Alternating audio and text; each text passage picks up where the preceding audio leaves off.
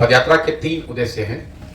पहला, जो मेरी अपनी 10-15 वर्षों की राजनीतिक सामाजिक समझ है, उसके आधार पर मेरी ये समझ बनी है कि जब तक बिहार में समाज के स्तर पर प्रयास नहीं होगा, लोगों को समझाया नहीं जाएगा, तब तक सिर्फ चुनाव जीतने से, राजनीतिक दल बनाने से यहाँ सुधार। समझ है कि जब तक लोग अपनी समस्याओं पर वोट नहीं करेंगे, तब तक चाहे आप किसी को वोट दे दीजिए, कांग्रेस को दे दीजिए, भाजपा को दीजिए, प्रशांत किशोर को दीजिए, लालू नीतीश को दीजिए।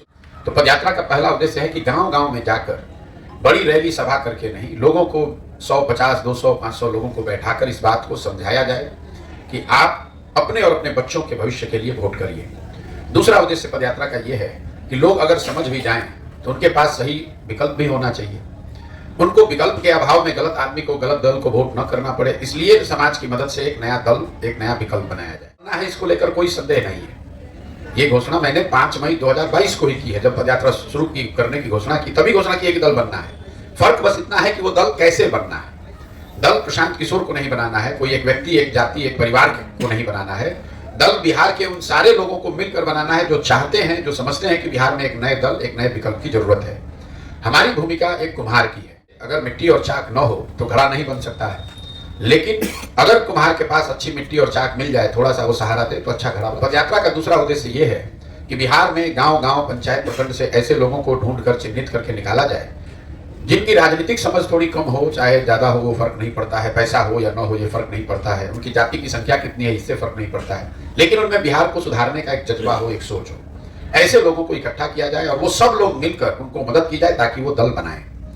तीसरा उद्देश्य ये है कि अगर समाज में समझ हो जाए कि हमें अच्छे अपने भविष्य पर, बच्चों के भविष्य के लिए वोट करना है, सही विकल्प भी उनको मिल जाए, तब भी बिहार का विकास नहीं हो सकता है जब तक चुने हुए लोगों के पास बिहार को सुधारने की एक योजना ना हो। एक सोची समझी जमीन की हकीकत को देखकर योजना बने। इसके लिए भी पदयात्रा का तीसरा उद्देश्य यह है कि बिहार के हर पंचायत का अलग अलग 8,500 पंचायतों का अलग अलग योजना बनाया जाए, ताकि उस पंचायत की परिस्थिति को समझकर ये योजना बने कि अगले 10 वर्ष में इस पंचायत में विकास कैसे किया जा सकता है।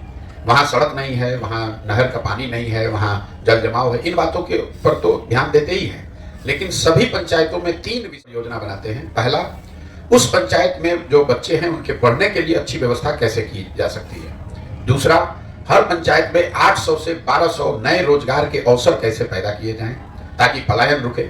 और तीसरा, यहाँ जो खेती किसानी करने वाले लोग हैं, उनकी खेती को खाने वाले खेती से कमाने वाले खेती की दिशा में कैसे ले जाया जाए। ये हर पंचायत के लिए बना रहे हैं। तो पदयात्रा की यही 3, लोगों को ये बताना कि आपका जीवन तब सुधरेगा जब आप अपने और अपने बच्चों के भविष्य के लिए वोट देंगे।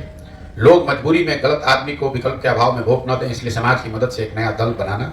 और तीसरा, बिहार को उसके समग्र विकास के लिए अगले 10 साल की हर पंचायत की एक योजना बनाना। इसी को लेकर हम लोग चल रहे हैं। करीब 40-45% बिहार मैंने 15 महीने में कवर किया है।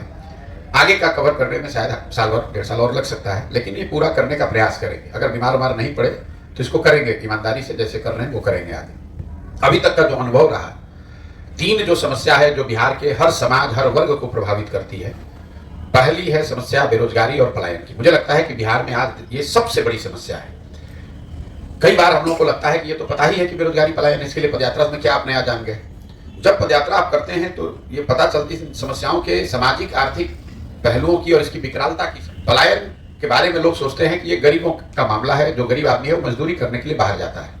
लेकिन जब हम पदयात्रा किए तो हमको एहसास हुआ कि नहीं, ये सिर्फ गरीबों का मामला नहीं है। जो यहाँ समृद्ध परिवार हैं उनके लिए भी पलायन उतना ही बड़ा विषय। इतना है कि गरीब का जो बच्चा है वो मजदूरी करने के लिए बाहर जा रहा है, और जो सो कॉल्ड समृद्ध लोग हैं उनके बच्चे पढ़ाई, बाहर सभी को जाना है।